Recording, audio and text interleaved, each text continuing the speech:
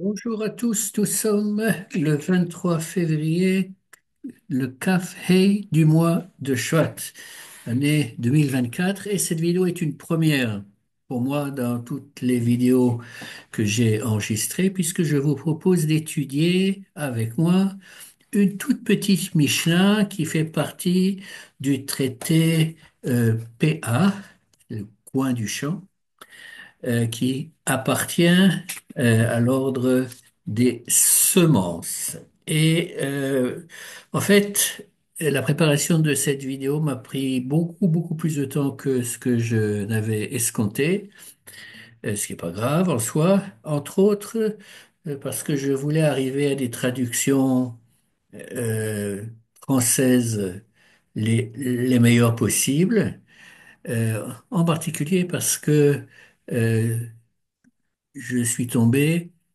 sur un commentaire d'un de nos sages du 19e siècle qui s'appelle le Malbim, qui est absolument superbe.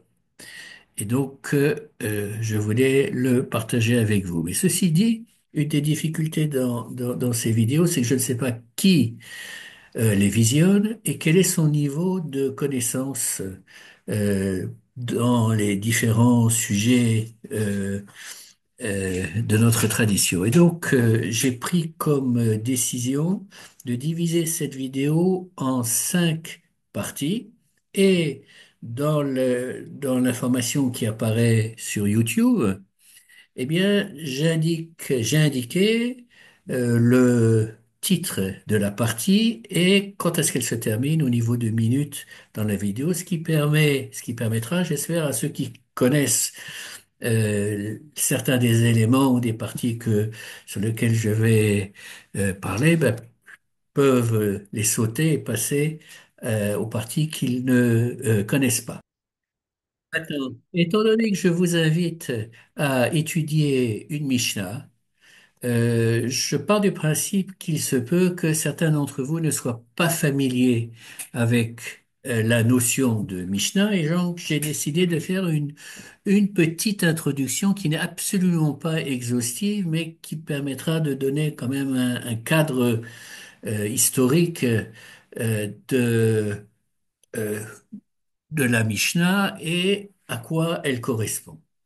Eh bien, comme vous le savez, au mont Sinaï, nous avons reçu d'une part la Torah écrite et d'autre part la Torah orale. Et en fait, de Moshe Rabbeinu jusqu'à Rabbi Yehuda Hanassi, le compilateur de la Mishnah qui vécut au premier siècle de notre ère, la Torah orale, la loi orale, ce qu'on appelle Torah chez Béal Pé en hébreu, est restée orale.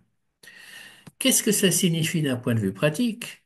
Et il y a des livres qui sont consacrés à ce sujet, dont un, si je ne m'abuse, par un certain Shaul Lieberman en anglais.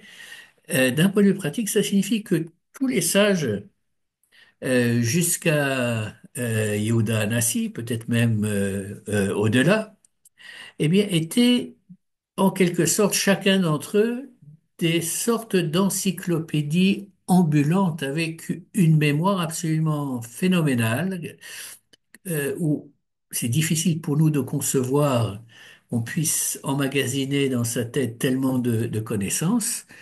Il connaissait par cœur non seulement toute la Bible, oui, pas seulement le Pentateuque, la Torah, Nevi'im, Ketuvim, mais en plus des dizaines de milliers de traditions, de lois, de coutumes, etc., c'est absolument prodigieux.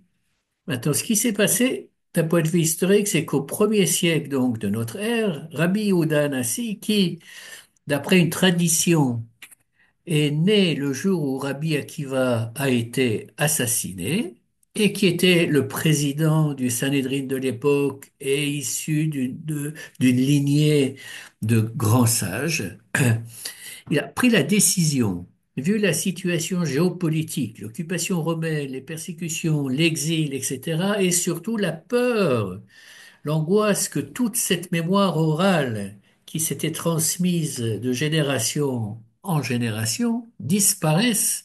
Le nombre de chachamim, de sages qui ont été tués par les Romains, a été sûrement un des facteurs qui a conduit Rabbi Yehuda Hanassi à prendre cette décision. Donc, mettre par écrit la tradition orale. Et à cette fin, il a convoqué les plus grands sages de sa génération et pendant de nombreuses années, il a travaillé pour organiser, rédiger l'essentiel des lois qui s'étaient transmises oralement et cette œuvre gigantesque a pour nom la Mishnah. Rabbi Yehuda Hanassi l'a organisée en 6 catégories qu'on appelle Sedarim. En singulier Seder. Et chaque Seder traite d'un sujet principal, par exemple les lois agricoles, les lois concernant le code civil et pénal, etc. Et chaque Seder, chaque catégorie est divisée en un certain nombre de traités. La Mishnah a été écrite en hébreu et dans un style extrêmement condensé, voire télégraphique. Par ailleurs, la plupart des traditions et des enseignements que Rabbi Yehuda Hanassi a décidé de ne pas introduire, de ne pas intégrer dans son corpus des Mishnayot, des Mishnah, ont pour la plupart quand même été consignés par écrit, mais n'ont pas le statut ilchatique qu'a la Mishnah, mais un statut inférieur, et ces traditions sont appelées des Beraïtot et sont très souvent citées dans le Talmud. Les Tanaïm, au singulier Tana du mot araméen qui signifie mémorisation, sont les sages d'Israël qui ont reçu et enseigné la Torah en terre d'Israël depuis la fin de la période du Second Temple jusqu'à la signature de la Mishnah. Ceux qui ont suivi, les sages qui ont suivi les Tanaïm, sont appelés des Amoraïm. Ce sont ceux qui apparaissent dans le Talmud et qui ont un statut, on pourrait dire, inférieur d'un point de vue du pouvoir de décision à ceux des Tanaïm, en ce sens que euh, si un Amora n'est pas d'accord avec un Tana, il ne peut pas se baser sur sa propre conception, compréhension, etc. Mais il faudra qu'il amène une source du même niveau d'un autre Tana qui ira dans son sens. Dernier point, une règle importante à savoir à propos de la Mishnah, c'est que la halacha n'est pratiquement jamais fixée d'après la Mishnah. Oui, bien que l'intention, je pense, de Rabbi Yehuda Hanassi était de euh, donner les outils pour fixer la halakha. Dans la tradition juive, ce n'est pas sur la base de la Mishnah qu'on fixe la halakha, mais c'est à travers différents outils dans le Talmud. C'est pas l'objet de cette vidéo. Maintenant, ce que j'aimerais essayer de transmettre, c'est d'expliquer, c'est quel est le sens de cette loi orale. euh, cette tradition orale qui couvre une partie de la Torah qui ne sont pas des commandements, mais ce qui nous intéresse maintenant, c'est justement la partie loi. Et je voudrais prendre une image tirée de notre vie moderne. Imaginez un instant que la Torah nous dise, ta vitesse, tu limiteras. Oui, c'est pas le 614e commandement, ne vous en faites pas, mais imaginons que nous ayons ce verset, ce commandement. Ta vitesse, tu limiteras. C'est un principe. Question, comment allons-nous mettre en pratique, comment allons-nous observer ce commandement de ta vitesse, tu limiteras? Eh bien, de manière évidente, cela va dépendre de plein de facteurs différents. Le moyen de locomotion, peut-être la moto, la voiture, le train. Si on est en voiture, sur quel type de voie circulons-nous? Une voie interurbaine ou urbaine? Si c'est une voie interurbaine, s'agit-il d'une autoroute, d'une nationale, d'une départementale, d'une vicinale? Que se passe-t-il quand cette voie interurbaine traverse un passage à niveau, un village? Quid s'il y a une série de virages en épingle à cheveux, etc., etc. Ça veut dire que dans la pratique, du principe de euh, ta vitesse, tu limiteras, on doit traduire des modalités, des décrets d'application de comment appliquer ce principe dans notre vie de tous les jours et éventuellement stipuler des peines en cas de transgression. Donc, pour revenir à la Torah écrite, elle nous énonce, entre autres, des lois et des commandements, et la Torah orale, dans son analyse des lois et des commandements, vient nous expliquer comment mettre en pratique le commandement ou les commandements qui sont donnés. Je prends un exemple simple. On nous dit qu'on dit le schéma 2 fois par jour. Eh bien, il y a marqué qu'il faut mettre des mezuzot. Urtafta mal mezuzot betecha. Mais qu'est-ce qu'on met dans les mezuzot? Oui. Donc, c'est pas écrit dans la Torah, écrite. Par contre, dans la Torah orale, on a une traduction. Qu'est-ce qui doit être écrit? Sur quel type de parchemin, etc. Je ne veux pas rentrer dans tous les détails.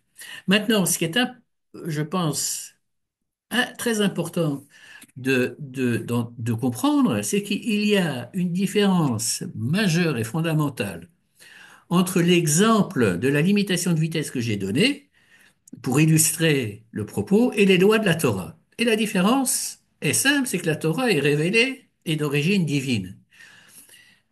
Pourquoi je dis ça? C'est parce que pour nos sages, pour nos chachamim, la transmission de la Torah orale, son interprétation des versets, a pour objectif de dévoiler, de nous dévoiler comment dans la pratique il convient de servir Dieu en suivant ses commandements.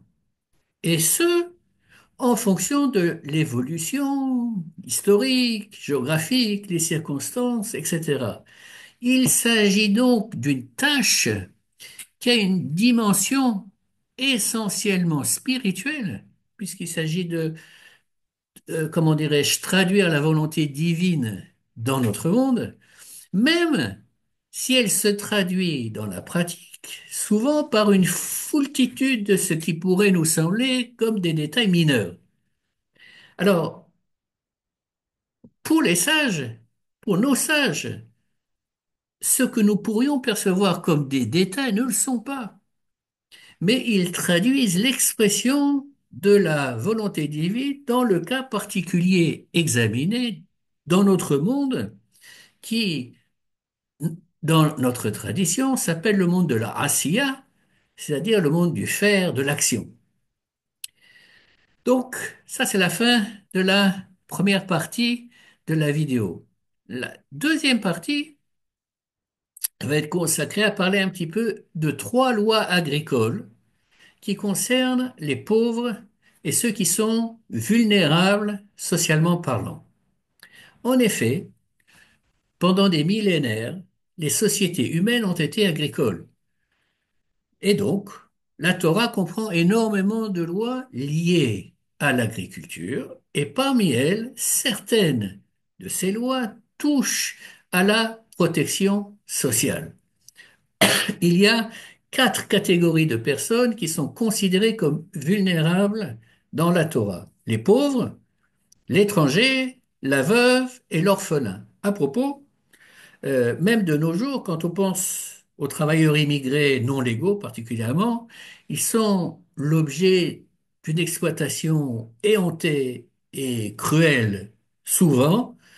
Ils sont extrêmement vulnérables et, euh, comment dirais-je, si on appliquait les lois de la Torah à leur égard, ils seraient protégés.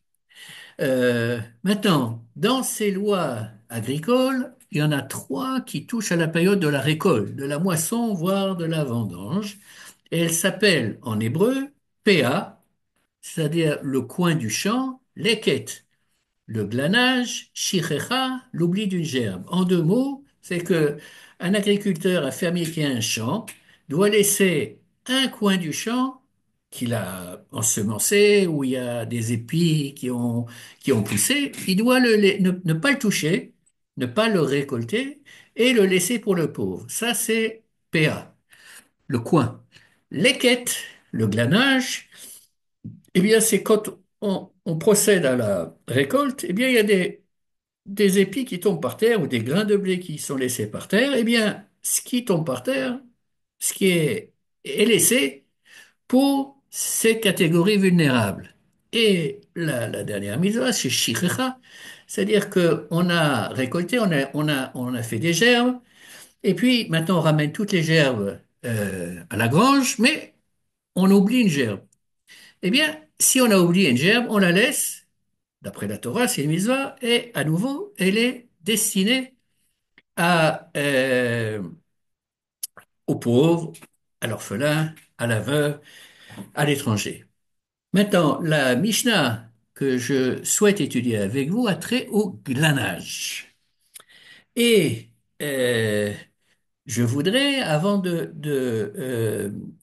d'étudier la Mishnah, je vous propose de résumer certaines des lois principales qui s'appliquent au glanage dans la Torah. Ce n'est pas un résumé exhaustif, mais simplement un moyen de vous faire rentrer dans le contexte de cette Mishnah. Alors, qu'est-ce que c'est que le glanage? C'est, comme vous le savez, c'est ramasser sur le sol ce qui reste après la récolte. La paille, des épis, des grains, etc. Maintenant, ce ce qui va guider nos chachamim, nos sages, dans l'étude des droits des glaneurs, donc ceux ou celles qui vont ramasser ce qui est resté dans le champ après la récolte, c'est le commandement, tu ne voleras pas. En d'autres termes, la tradition va nous définir qu'est-ce qui est considéré comme glanure et donc dont seuls les pauvres, pardon, peuvent bénéficier, et qu'est-ce qui ne l'est pas, et donc qui reste dans le domaine de propriétaire du champ. Maintenant, bien entendu, euh, la Mishnah, notre tradition, pour fixer la loi, va se baser sur les versets dans lesquels se trouvent ces commandements. Et là, en l'occurrence, il s'agit des versets 9 et 10 du chapitre 19 du Lévitique. Alors, je vais vous lire les deux versets en hébreu tout d'abord, et ensuite, je vous donnerai leur traduction en français. Euh, En hébreu, donc, Uvekutsechem et ketzir artsechem, lo techale peat sadecha liktsor, veleket ketzirecha lo telaket. Donc ça, c'est le verset 9 qui définit d'ailleurs la mitzvah de Péa et de glanure, de leket, et qui se traduit de la manière suivante. Quand vous moissonnerez la récolte de votre pays, tu laisseras la moisson inachevée au bout de ton champ et tu ne ramasseras point la glanure de ta moisson. Et le verset 10, Vecharmecha lo teolel, ufrat karmecha lo telaket, la ani, velager, tazov otam, ani, Hashem Elokechem. Tu ne gravilleras point dans ta vigne et tu ne recueilleras point les grains épars de ta vigne. Abandonne-les aux pauvres et à l'étranger. Je suis l'Éternel, votre Dieu.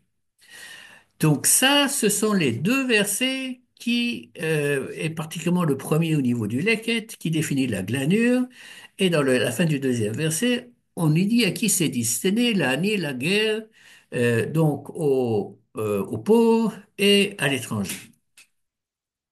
Donc maintenant, comment dirais-je, la tradition orale, la Mishnah va nous donner les décrets d'application de ce glanage. Donc, dans les Mishnah qui précèdent celles qu'on va étudier aujourd'hui, il est indiqué que si un ou deux épis d'orge de blé tombent pendant la moisson des céréales, il est interdit au propriétaire du champ ou à l'ouvrier travaillant pour lui de ramasser ses épis ou ses grains, mais on doit les laisser aux pauvres. En revanche, si trois épis ou plus tombent, cela n'est pas considéré comme une glanure.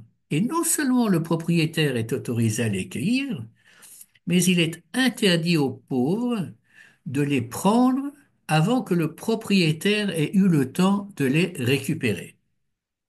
Par ailleurs, ce n'est que pendant la moisson du champ que le commandement de glanure est présent. Mais si pendant cette période de moisson, le propriétaire du champ a cueilli les épis de blé avec ses mains et non avec une faucille, et que ces épis de blé soient tombés de ses mains à terre, ils ne sont pas considérés comme de la glanure et appartiennent au propriétaire du champ. De même, si les épis sont tombés de ses mains en raison d'un facteur externe et non d'une chute naturelle, comme dans le processus de récolte, comme sa main étant piquée par une épine pendant la récolte, donc il a lâché ce qu'il avait dans la main, et qu'en raison de la piqûre, les épis de blé qu'il tenait se sont détachés et un ou deux sont tombés de ses mains au sol, ils appartiennent au propriétaire du champ. Oui, comme vous le voyez, on rentre là vraiment dans des détails pratiques qui, pour nous, qui vivons dans une civilisation urbaine, sont extrêmement éloignés de nous, mais font partie de notre tradition. Maintenant que je vous ai donné le background de la glanure, nous allons arriver à cette Mishnah que je souhaitais étudier avec vous et pour ne rien vous cacher, quand j'ai commencé à la lire, j'ai eu une réaction obélixienne, si je puis me permettre, en me disant, ils sont fous ces juifs. Oui, ben alors là, ils sont vraiment fous. Et je ne sais pas si vous aurez la même réaction. Je vais vous lire la Mishnah en hébreu et je vais vous donner sa traduction en français. Alors, il s'agit donc de la Mishnah 11 du chapitre 4 du traité PA. Ore הנמלים שבתוך הקמה, הרי של בעל הבית, שלאחר הקוצרים, העליונים לעניים, והתחתונים של בעל הבית. רבי מאיר אומר, הכל לעניים שספק לקט, לקט. Donc en français maintenant, ceux qui dans les champs est amassé par les fourmis dans leurs trous. Et oui, on parle de fourmis. Appartient au propriétaire aussi longtemps que les épis sont sur pied, parce que jusque-là, les pauvres n'y ont pas encore droit. Après que la moisson a été effectuée, les grains supérieurs, entre parenthèses, dont la chute est récente, appartiennent aux pauvres, mais les inférieurs, de provenance antérieure, appartiennent aux propriétaires. Selon Rabbi Meir, tout revient aux pauvres, car ce que j'ai traduit par la glanure incertaine, ce qui est Safek Leket, est considéré comme glanure, c'est un statut juridique de glanure, ça veut dire que ça revient aux pauvres d'après Rabbi Meir. Et Kehati, dont je vais parler dans une seconde, nous informe que la halacha est fixée selon Rabbi Meir. Donc, pourquoi je me suis dit, ils sont fous, ces juifs? C'est parce que je pense une des raisons, c'est que nous sommes tellement éloignés de cette civilisation agricole, d'une part, et nous vivons dans un monde d'abondance où un grain de blé, ma foi, ça vaut pas grand-chose. Je prendrai quelques petits exemples. Je veux dire, qui c'est qui reprise des chaussettes aujourd'hui? Peut-être qu'il y a encore des gens qui reprisent des chaussettes. En France, mettons, oui, mais il n'y en a pas avoir beaucoup. Oui. Euh, on remplace les téléphones pour une nouvelle génération. Je veux dire, les habits sont abîmés, ben, on achète des nouveaux, etc., etc. Nous vivons dans un monde qui n'a absolument rien à voir avec le monde qui a été celui de la plupart de l'humanité pendant des millénaires. Donc ça, c'est la première réflexion que je me suis faite pour essayer de comprendre euh, pourquoi en fait nos sages ne sont pas si fous que ça, et même pas fous du tout, pour se préoccuper dans un champ, imaginez un champ qui fait, je sais pas moi, 100 mètres sur 100 mètres, un hectare, oui, des fourmis, il doit y en avoir plein, je suppose encore, qui ont dû faire des trous, qui ont dû amasser des grains de blé. Et donc, les sages vont euh, analyser, vous avez vu, ils disent, euh, les, les grains supérieurs, oui, dont la chute est récente, appartiennent aux pauvres, et ils vont même donner de la couleur, oui, mais les inférieurs de provenance intérieure appartiennent aux propriétaires. Donc, il y a une division à l'intérieur du trou fait par les fourmis. Maintenant, pourquoi? C'est ce que j'essayais d'expliquer tout à l'heure, c'est parce que le souci des Chachamim, c'est de traduire la volonté de Dieu dans la pratique, de respecter le commandement comme il faut et de ne pas, entre guillemets, voler même ne serait-ce qu'un grain de blé ou d'orge ou peu importe, ou aux propriétaires du champ ou aux personnes vulnérables qui vont glaner. C'est leur préoccupation. Et, eh bien, avant de passer à la dernière partie, qui est le commentaire du Malbim, je voudrais vous montrer, j'espère que ça va passer à la caméra, il y a six Seder, Shisha Sdarim, Shisha Sidrei Mishnah Chamisha Chumshe Torah, etc., oui, qui ont été édités en petit format. Voilà le format. C'est très pratique. Enfin, bon, bien entendu, ça existe en français, mais pour les hébraïsants, et qui ont été expliqués par un rabbin du début du XXe siècle qui s'appelle Kehati. Il est né en 1910 en Volhynie et mort en 1976 en Israël. C'était un rabbin, un éducateur sioniste. Et comme beaucoup de termes dans toutes les Mishnayot qui sont agricoles, ou quand on parle des sacrifices, etc., ce sont des termes que nous ne comprenons pas. Oui, nous ne sommes pas familiers avec. Eh bien, il explique comment dirais-je, il explique le sens des différentes Mishnayot. Et donc, je vous montre à nouveau quelle tête ça. J'espère que vous le voyez. Je me rends pas bien compte. Il y a en gras le verset, ensuite son explication. Bien entendu, les Mishnayot sont traduites en français. Il y a des commentaires célèbres, celui du Rambam, celui de Barthénois et sans doute d'autres également. Donc, c'est disponible par l'Internet ou bien dans des, comment dirais-je, librairies juives.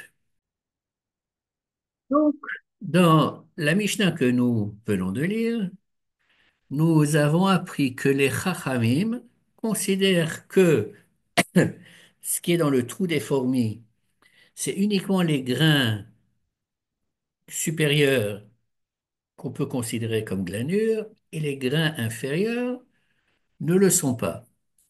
Et Rabbi Meir considère que même les grains inférieurs sont considérés comme glanures selon le principe qui est dit en hébreu, safek leket, leket. Même si nous ne sommes pas absolument certains qu'il s'agit d'une glanure, eh bien, nous considérons que c'est une glanure, c'est l'opinion de Rabbi Meir, et il s'avère que la halacha, nous dit Kéati, a été fixée selon Rabbi Meir. Eh bien, euh, ce que je voudrais partager avec vous maintenant, c'est le commentaire justement sur cette fin de la ça fait cléquette léquette. Pourquoi cette glanure que j'ai appelée glanure incertaine est considérée comme une glanure?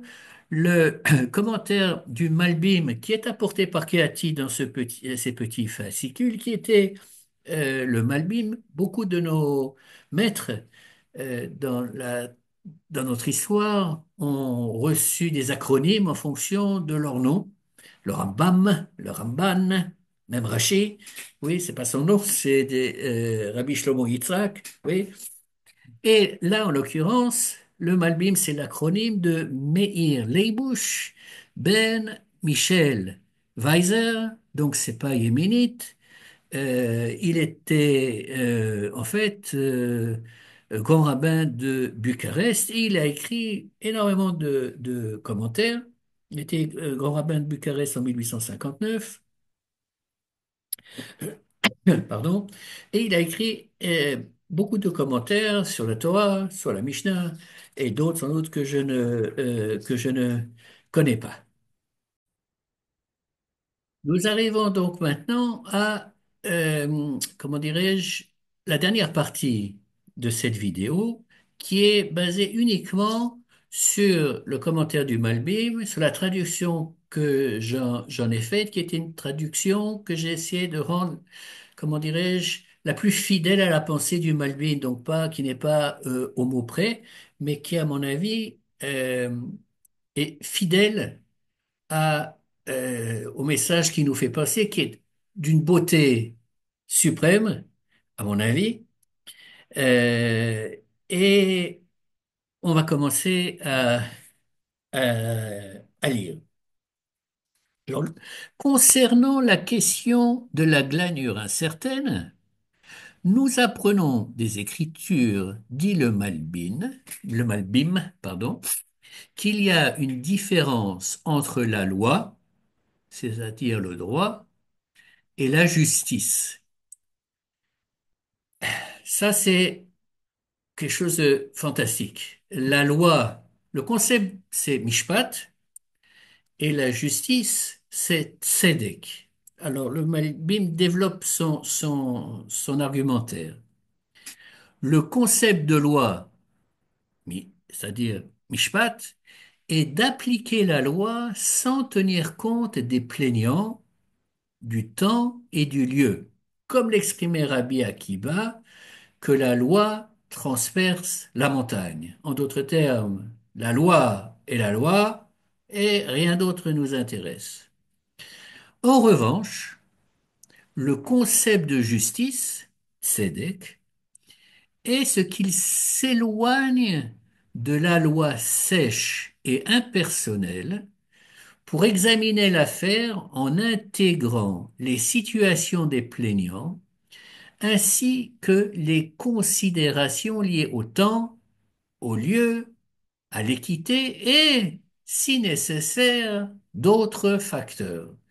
Donc là, le Malbim a donné sa thèse euh, qui va se trouver vérifiée dans cette halakha que nous venons de mentionner. Alors, le Malbim nous dit, c'est un des principes dans ce qu'on appelle les dîners mamonotes, c'est-à-dire les lois concernant des problèmes financiers entre personnes, les dommages.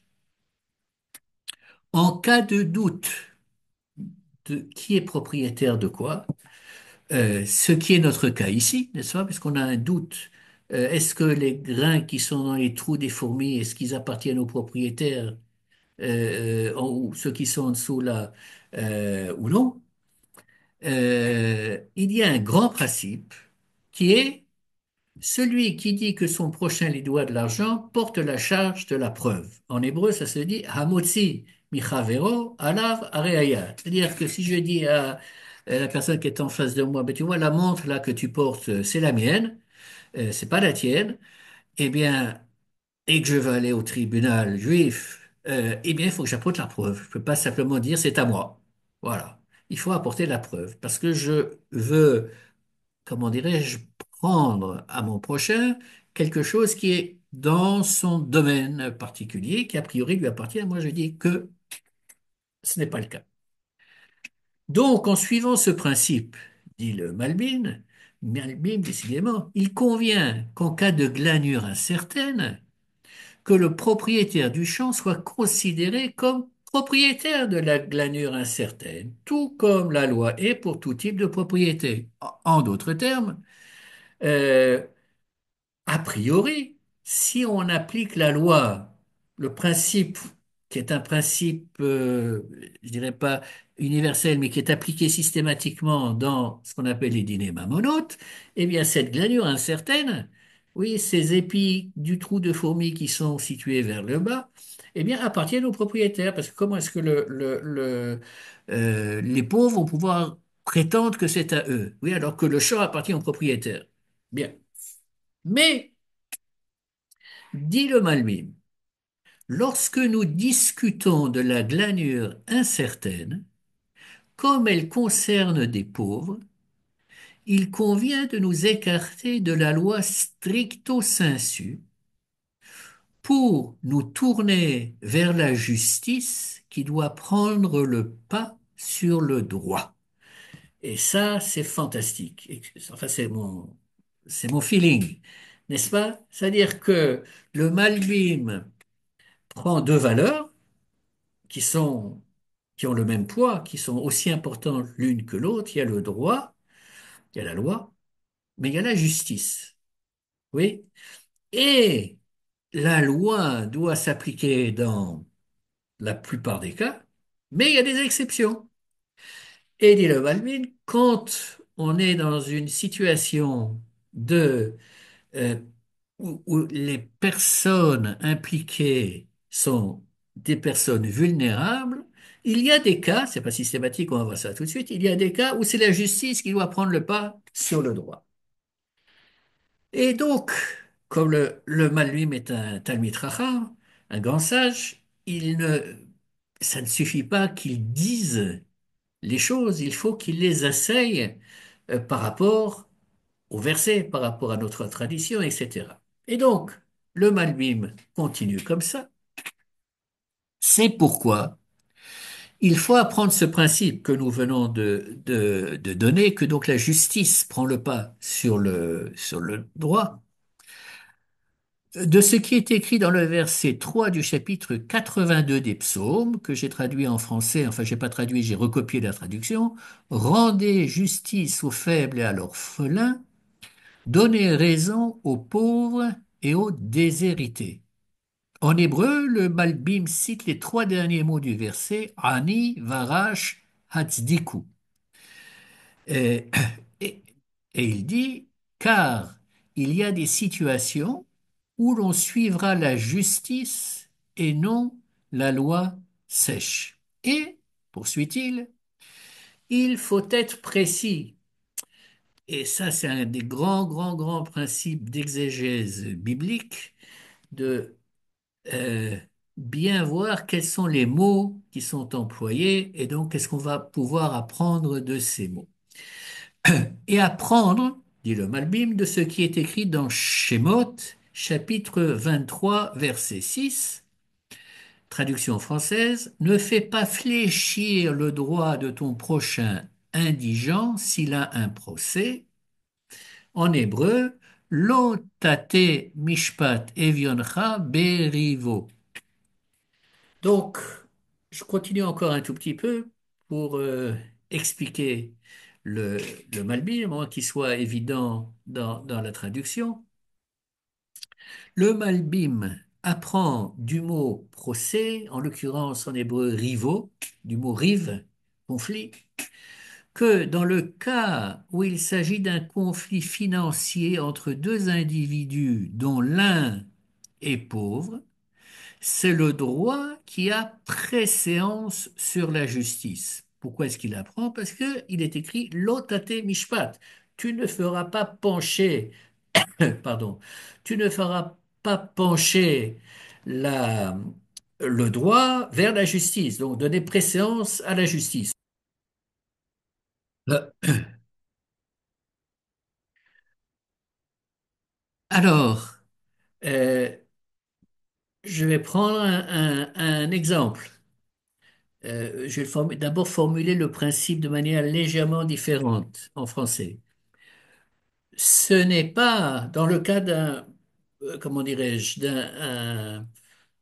un conflit qui est traduit au tribunal, qui a un caractère financier, que un plaignant est riche et l'autre est pauvre. La Torah, dans le verset que je viens de citer, que le Malbim cite, ce n'est pas parce qu'un plaignant est pauvre que le juge doit lui donner raison. Et je voudrais prendre un exemple simple. Supposons que nous ayons une personne qui a de faibles moyens, qui soit sur sa bicyclette, et que, par mégarde, elle érafle toute la carrosserie gauche ou droite d'une Ferrari, oui, et c'est lui qu'on est responsable, eh bien, c'est très embêtant, n'est-ce pas? Mais c'est pas parce qu'il est pauvre qu'il n'est pas responsable, financièrement parlant, de l'éraflure qu'il a causée à la Ferrari. Comment se comportera le propriétaire de la Ferrari? Ça, c'est une autre histoire. Mais d'un point de vue de la loi juive, on ne va pas prendre en compte la situation financière de l'individu dans ce cas bien précis. Mais le Malbim continue. Par contre, quand il s'agit de dons aux pauvres, ce qu'on appelle matanot levionim, qui sont une affaire de charité, tu peux t'éloigner de la loi stricto sensu et faire pencher la décision vers le pauvre. C'est, dit le Malbim, ce qu'on appellera en hébreu aller lifnei meshurat adin, c'est-à-dire au-delà de la lettre de la loi.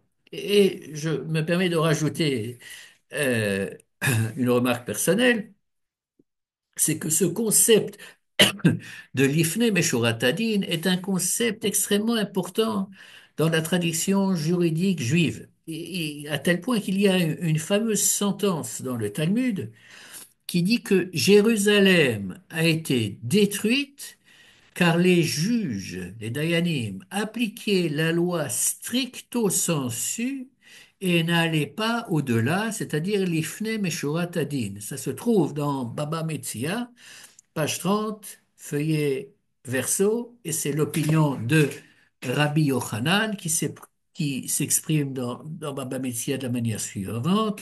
Lo charva Yerushalayim ela al shehemidu dinehem al din Torah velo avdu lifnim meshurat adin. C'est-à-dire que c'est ce que dit Rabbi Yochanan, c'est absolument, c'est une bombe atomique. Oui, et il y a le Din Torah, il y a la loi de la Torah, et Jérusalem a été détruite parce que les juges ont appliqué la loi de la Torah. Ça, ben, qu'est-ce qu'ils étaient censés appliquer? Ils étaient censés appliquer la loi, je ne sais pas, persane, britannique, peu importe, musulmane, turque, whatever, peu importe. Non, c'est clair que pour Rabbi Yochanan, qui est effectivement comment dirais-je, c'est la loi de la Torah qui doit être appliquée, mais il faut savoir euh, ne pas l'appliquer à la lettre quand c'est nécessaire, et d'ailleurs et arriver à des compromis, enfin, ça c'est d'autres cas. Donc maintenant, ça, c'est ce que le Malbim nous explique. Et maintenant, il amène une opinion qui dit que d'après l'enseignement de Rabbi, c'est-à-dire de Rabbi Yehuda Nassi, le rédacteur de toutes ces Mishnah, et d'après cette opinion, il est clair que le din dans le cas de glanure incertaine et qu'elle revient aux pauvres de droit. Oui, c'est que il ne s'agit pas dans cette opinion-là, donc ce n'est même pas. aller lifnei meshurat adin, c'est-à-dire aller selon le sens de la justice. Mais d'après cette opinion-là, même d'un point de vue strictement euh, de la loi, eh bien, c'est ainsi que les choses doivent se passer. Et comment, euh, qu'est-ce que l'opinion, sur quoi est-elle basée? Eh bien, le Malbim dit que dans le Midrash Sifra sur la paracha de Kitetse, sur le verset 21 du chapitre 14 des Devarim, où il est écrit à l'étranger, à l'orphelin et à la veuve, ce sera, entre parenthèses, c'est le commentaire du Malbim, c'est-à-dire que ce soit à toi propriétaire ou à eux, les pauvres, oui, ben c'est à eux que ça reviendra. Soit du Lévitique, dans le chapitre 19, versets 9 et 10 que j'ai cités au début, dans la troisième partie, ce sont les versets abandonne-les aux pauvres et à l'étranger. Donc, que ce soit le vôtre ou le sien, donnez-le lui, c'est une partie de la raison, et la seconde, c'est l'abandon. Abandonne-les aux pauvres et à l'étranger. Et le Malouine explique ça de la manière suivante. Du verset qui dit tu l'abandonneras, on apprend que le propriétaire du champ abandonne son droit de propriété sur cette glanure, n'est-ce pas? Alors, à partir du moment où un propriétaire d'un objet, d'un champ, peu importe de quoi, abandonne son droit de propriété, dans la tradition juive, elle rentre dans une catégorie qui s'appelle le hefker. Elle devient dans le domaine public, oui, et n'importe qui voit à ce moment-là cet objet, ou ces grains de blé en l'occurrence, peut s'en emparer. Sauf que de la seconde source, il est dit, à l'étranger, à l'orphelin et à la veuve, ce sera. Donc on apprend que c'est le pauvre qui en devient potentiellement le propriétaire, selon le principe de Hefker. Oui, c'est-à-dire que si c'était simplement un Hefker, un domaine public, alors n'importe qui pourrait venir prendre ses grains de blé ou ses épis. Mais à partir du moment où le verset nous dit que ça revient, ça sera à l'étranger, à l'orphelin, à la veuve, eh bien, on apprend que c'est pas n'importe qui peut bénéficier de cette glanure que nous avons qualifiée d'incertaine, mais qu'elle est destinée aux pauvres. Et voilà, j'en ai terminé. J'espère que cette vidéo vous a intéressé et je vous souhaite Shavua Tov.